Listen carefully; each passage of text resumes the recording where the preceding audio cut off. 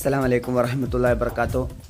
അൽഹംദുലില്ലാഹ്, അല്ലാഹുവിൻ്റെ അപാരമായ അനുഗ്രഹം കൊണ്ട് നാം എല്ലാവരും രണ്ടാമത്തെ പത്ത്, അതായത് മഗ്ഫിറത്തിൻ്റെ പത്തിലേക്ക് കാലെടുത്ത് വച്ചിരിക്കുകയാണ്. അതുകൊണ്ട് തന്നെ ഈ അവസരത്തിൽ നിങ്ങളെ ഓർമ്മപ്പെടുത്താനുള്ളത്, രണ്ടാമത്തെ പത്തിൽ നമ്മൾ നിരന്തരമായി ദുആ ചെയ്യേണ്ടത് ഇപ്രകാരമാണ്: അല്ലാഹുമ്മ ഗഫിർലി ദുനൂബി യാ റബ്ബൽ ആലമീൻ. എന്താണ് ഇതിൻ്റെ അർത്ഥം? സർവലോക പരിപാലകനായ അള്ളാഹുവെ, എൻ്റെ എല്ലാ പാപങ്ങളും നീ പുറത്തു തരണമേ എന്നാണ് ഇതിൻ്റെ അർത്ഥം.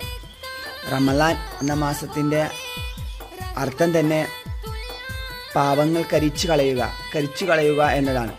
അതിനാൽ തന്നെ തീർച്ചയായിട്ടും റമളാൻ മാസം വന്നിട്ട് ഒരു വ്യക്തിയുടെ പാപങ്ങൾ അല്ലാഹു സുബ്ഹാനഹു തആല പുറത്തു തന്നിട്ടില്ലെങ്കിൽ അത് വലിയൊരു നഷ്ടം തന്നെയാണ്. അതിനാൽ തീർച്ചയായിട്ടും ഇനിയുള്ള ദിനരാത്രങ്ങളിൽ തീർച്ചയായിട്ടും നമ്മൾ പാപങ്ങൾ പൊറുക്കാൻ വേണ്ടിയിട്ട് ഈ ദുആ മാക്സിമം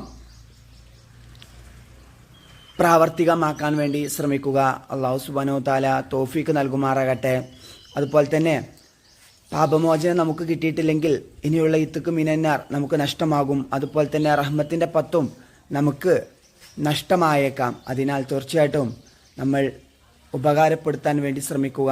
അല്ലാഹു സുബ്ഹാനഹു തആല നമ്മളെല്ലാവരും അനുഗ്രഹിക്കുമാറാകട്ടെ. ആമീൻ യാ റബ്ബൽ ആലമീൻ. ഇൻഷാ അല്ലാഹ് ഈ വീഡിയോ എല്ലാവരിലേക്കും ഷെയർ ചെയ്യാൻ വേണ്ടി ശ്രമിക്കുക. അതുപോലെ തന്നെ നിങ്ങളുടെ ഫ്രണ്ട്സിലേക്കും മറ്റുള്ളവരിലേക്കെല്ലാം ഷെയർ ചെയ്യുക. ഇൻഷാ അല്ലാഹ് മറ്റൊരു വീഡിയോയുമായി വീണ്ടും കാണാം. അസ്സലാമു അലൈക്കും വറഹ്മത്തുള്ളാഹി വബറകാതുഹു.